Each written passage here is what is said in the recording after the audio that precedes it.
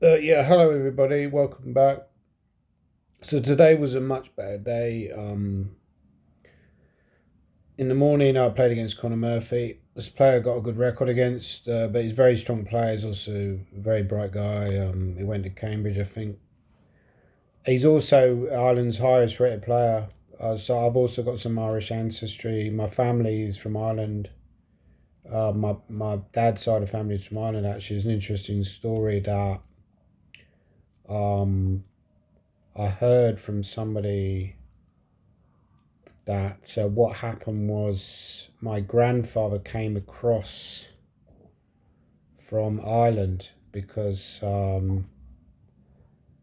my great grandfather, who was called Patrick, my grandfather was also called Patrick. I never met either of my grandfathers, by the way, because they both died the same year, 1970, but like 6 years before I was born.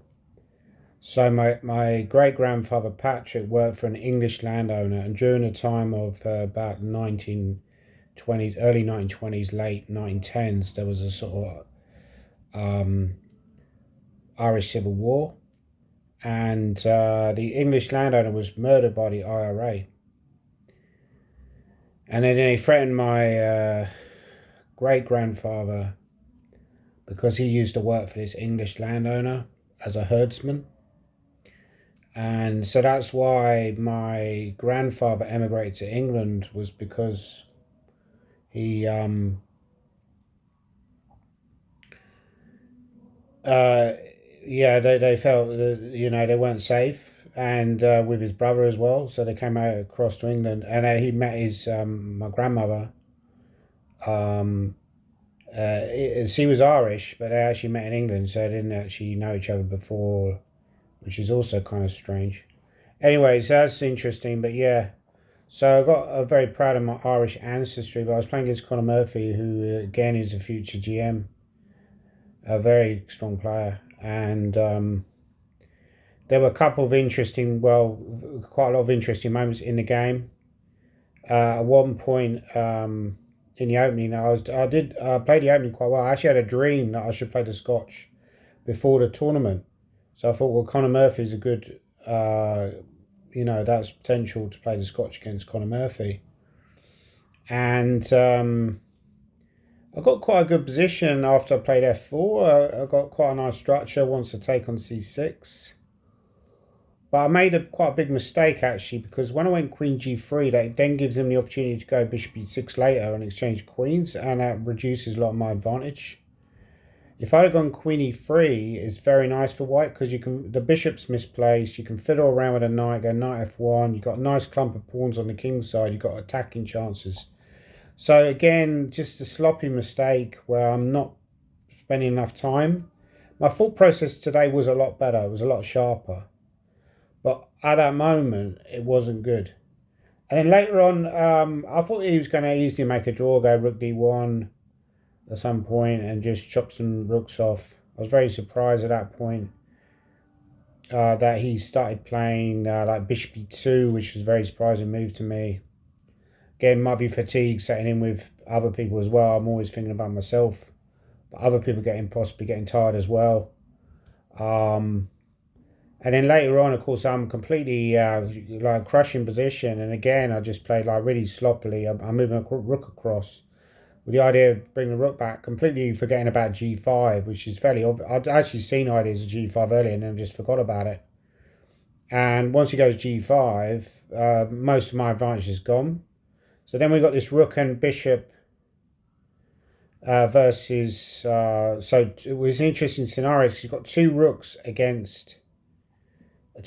bishop against two rooks, but he's also got a pawn as well. So I'm thinking if I swap a pair of rooks and we get rook and bishop, I've also got then win his pawn before. So I started looking at the clock at that point, because not because I didn't want to be well, it's probably disrespectful to the opponent, but I was just thinking like, do I if I then exchange the rooks and get the rook and a bishop ending, do I even want to play it on? Because I'm thinking it was already, by that point it was like 20-2, I think, and I thought, well, I don't really want to play that on because it could just like the game could just like go on forever, and I've got to think about the afternoon game and getting some food and all that kind of stuff. This is a problem with 2 games a day. Obviously, with 1 game a day, you wouldn't have any issues playing that on. But I think I realised that I should keep the rooks on because I keep the rooks on. You got the 2 rooks against the rook and the 2 rooks and the bishop against 2 rooks. Then it's much harder for him to defend because I've always got like checks and mating ideas. The rook and bishop against a rook, I think he would have held that comfortably. I'll be fairly confident of holding that as well. Even against someone like Keith Farkle, who's got a legend in rook and bishop versus rook. I think it's actually a fairly easy draw. I think like Keith Farkle goes on about he's got like 24 out of 24 in that ending. But you've also got to say that a lot of them are quite weak players that he's beaten. So that's also something to say. And in the second game, I got a sort of dodgy position out the opening against Ketavan.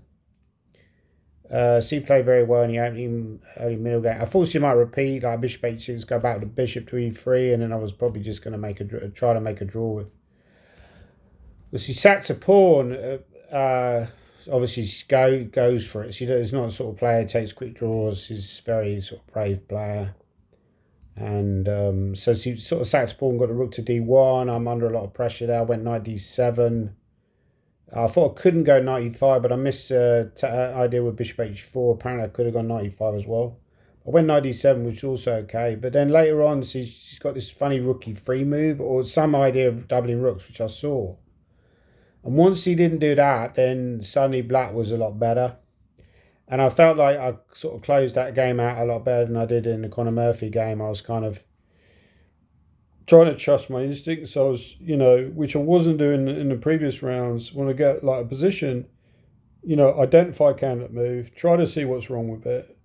If there's nothing wrong with it, then potentially maybe go with that move. But obviously then you've also got to bring subtlety into it.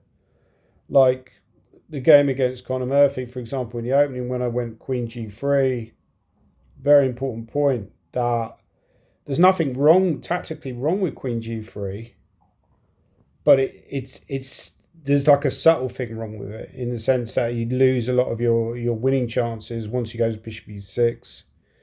So that's another level again, I got to find like queen e3 was kind of fairly obvious as well, but I just didn't want to put the queen on the same file as a rook, but that's kind of poor thinking, right? That's one of the things I've realised is holding me back is I'm too stuck with certain prejudices in chess.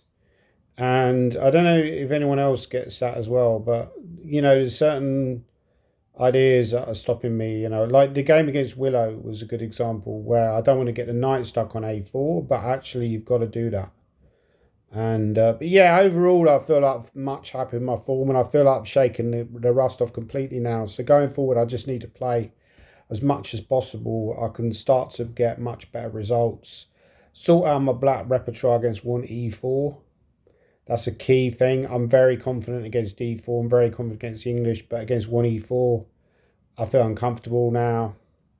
So that's really the key. Once I start doing that, get better results with black, I can maybe even push back to 2450, something like that. It's tough now because there's so many good young players.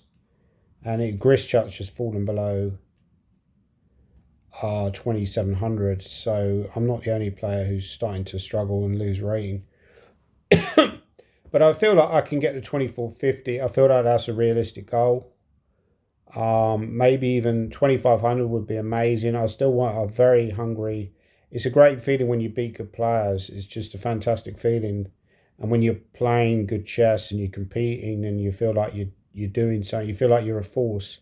The worst thing is when you don't feel like you're a force. Like some of those games this tournament where I felt like I didn't really feel like I was really in the game, and I just felt like it was embarrassing, a lot of poor chess. But so it's been a real mixture this tournament. There's been some good stuff and there's been some awful stuff.